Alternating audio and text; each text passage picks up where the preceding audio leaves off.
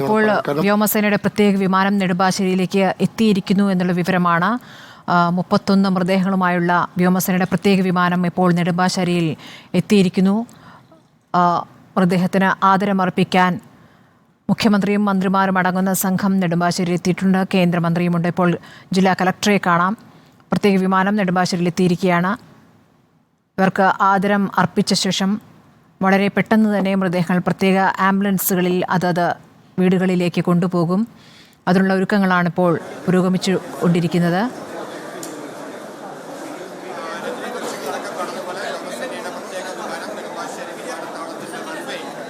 നെടുമ്പാശ്ശേരിയിൽ നിന്നുള്ള തത്സമയ ദൃശ്യങ്ങളാണ് പ്രേക്ഷകർ കണ്ടുകൊണ്ടിരിക്കുന്നത്. 23 മലയാളികളുടെ മൃതദേഹം, അതോടൊപ്പം തമിഴ്നാട്ടിൽ നിന്നുള്ള 7 പേരുടെ മൃതദേഹങ്ങൾ, കർണാടകയിൽ നിന്നും ഒരാളുടെ മൃതദേഹം, ഇത്രയുമാണ് ഇവിടെ ആദരം അർപ്പിക്കലിന് ഇറക്കുക. ലേബി സജീന്ദ്രൻ വിവരങ്ങളുമായുണ്ട്. ലേബി, ഇപ്പോൾ വ്യോമസേനയുടെ പ്രത്യേക വിമാനം എത്തിക്കഴിഞ്ഞിരിക്കുന്നു. എന്താണിപ്പോൾ അവിടെ കാണാനാകുന്നത്? ഇവിടെ നിന്നുള്ള അന്തിമോപചാരം അർപ്പിക്കൽ എത്ര സമയം നീളുന്ന ചടങ്ങായിരിക്കും?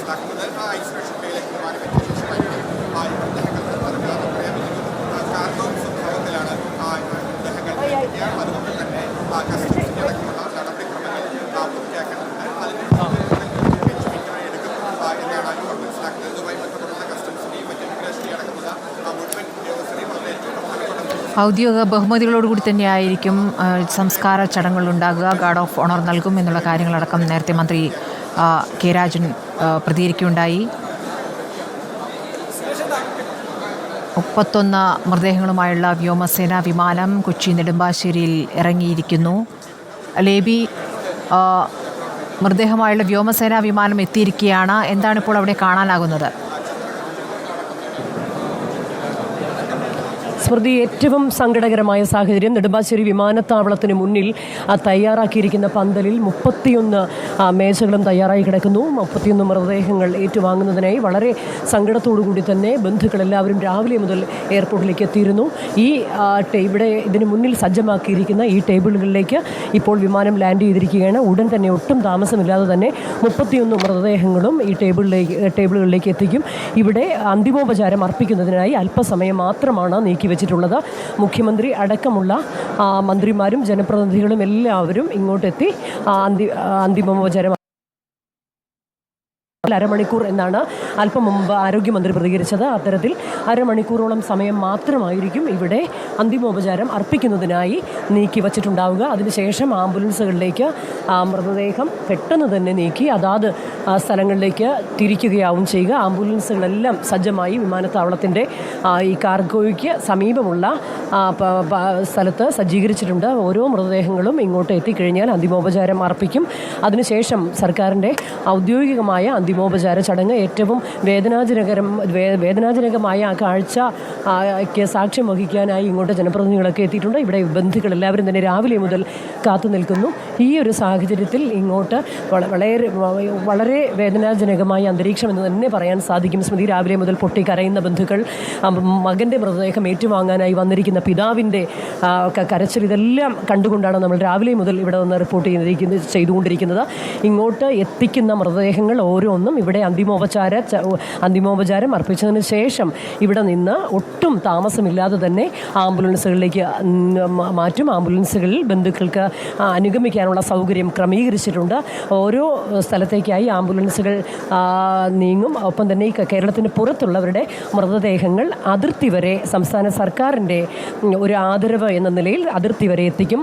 സുരക്ഷാ ക്രമീകരണങ്ങളോടുകൂടി തന്നെ അവിടെ നിന്നായിരിക്കും തമിഴ്നാടിനും കർണാടകത്തിനും മൃതദേഹങ്ങൾ കൈമാറുക. ഏതായാലും വളരെ ദുഃഖസാന്ദ്രമായ അന്തരീക്ഷം, വളരെ ദുഃഖകരമായ അന്തരീക്ഷം നെടുമ്പാശ്ശേരി വിമാനത്താവളത്തിന് മുന്നിൽ നമ്മൾ അടുത്തൊന്നും കാണാത്ത വളരെ ദുഃഖകരമായ ഒരു അന്തരീക്ഷമാണ് ഇവിടെയുള്ളത്.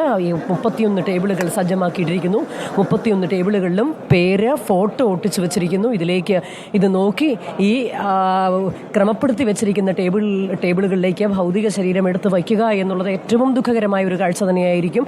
ഇങ്ങോട്ട് രാവിലെ തന്നെ ഇവിടെ എല്ലാ ക്രമീകരണങ്ങളും സംസ്ഥാന സർക്കാരിൻ്റെ ഭാഗത്തു നിന്ന് പൂർത്തിയാക്കിയിട്ടുണ്ട്.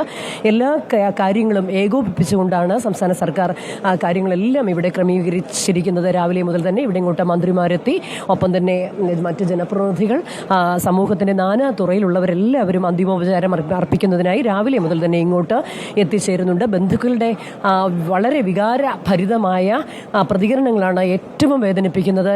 ഉറ്റവരും ഉടയവരും വേർപെട്ട് പോയത് താങ്ങാനാവാതെ വളരെ ദുഃഖത്തോടു കൂടി തന്നെ, വളരെ വികാരവായ്പോടു കൂടി തന്നെ അവരുടെ മൃതദേഹം കാണാൻ, കത്തിക്കരിഞ്ഞ മൃതദേഹം കാണുക എന്ന് പോലും പറയുന്നതിൽ അർത്ഥമില്ല.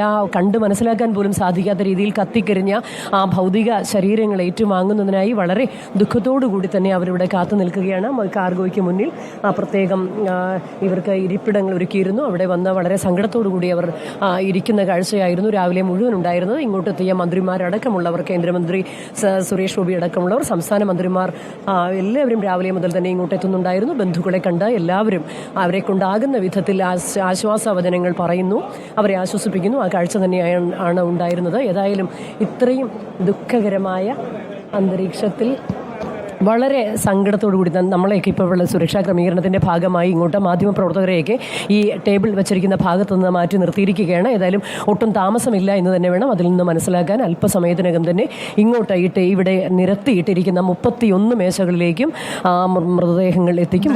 വ്യക്തമാണ് ലേബി. ഇപ്പോൾ ഗാർഡ് ഓഫ് ഓണർ നൽകാൻ പോലീസ് സംഘം അവിടെ തയ്യാറായി നിൽക്കുന്നു. 31 മൃതദേഹങ്ങൾക്കായി 31 ടേബിളുകൾ ഒരുക്കിയിരിക്കുന്നു. നേരത്തെ ലേബി പറഞ്ഞത് ഏറ്റവും ദുഃഖകരമായ കാര്യമാണ്. അവസാനമായി ഒരു നോക്കു കാണുക എന്നുള്ളത് പറ്റാത്ത രീതിയിലുള്ള കത്തിക്കരിഞ്ഞ മൃതദേഹങ്ങളാണ് പലതും. ആ രൂപത്തിലാണ് എത്തിയിരിക്കുന്നത്.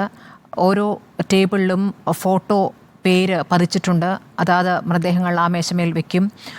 അരമണിക്കൂറാണ് ഇവിടെ ആദരമർപ്പിക്കൽ ചടങ്ങ്. മുഖ്യമന്ത്രിയും മന്ത്രിമാരും പ്രതിപക്ഷ നേതാക്കളുമുണ്ട്. കേരളത്തിലെ ഒരു കേരളത്തിൻ്റെ ഒരു പരിചരണം തന്നെ ഇവിടേക്ക് എത്തിയിരിക്കുന്നു എന്ന് വേണം കരുതാൻ. BJP-യിൽ നിന്നും പ്രധാനപ്പെട്ട നേതാക്കളുണ്ട്. കേന്ദ്ര സഹമന്ത്രി സുരേഷ് ഗോപിയുമുണ്ട്. എല്ലാവരുടെയും പ്രതികരണങ്ങൾ ഈ ഘട്ടത്തിൽ ലഭിച്ചു കഴിഞ്ഞിരിക്കുന്നു.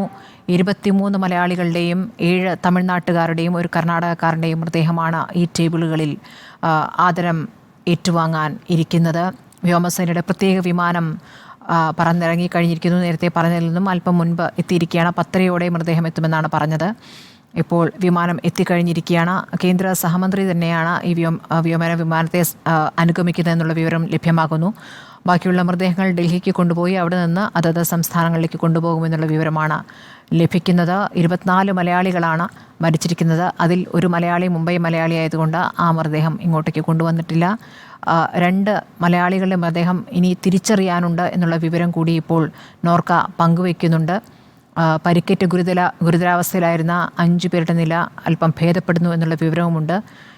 ഏതായാലും മരിച്ചവർക്ക് എല്ലാ ആദരവും അർപ്പിക്കാനുള്ള സംവിധാനങ്ങളാണ് ഇപ്പോൾ നെടുമ്പാശ്ശേരി വിമാനത്താവളത്തിൽ ഒരുക്കിയിരിക്കുന്നത്. ഔദ്യോഗിക ബഹുമതികളോട് കൂടിയായിരിക്കും സംസ്കാരം എന്നുള്ള കാര്യം മന്ത്രി P. രാജീവ് പറയുകയുണ്ടായി.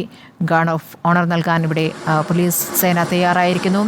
വ്യോമസേനയുടെ പ്രത്യേക വിമാനമാണ് പ്രേക്ഷകർ ഇപ്പോൾ ദൃശ്യങ്ങളിൽ കാണുന്നത്.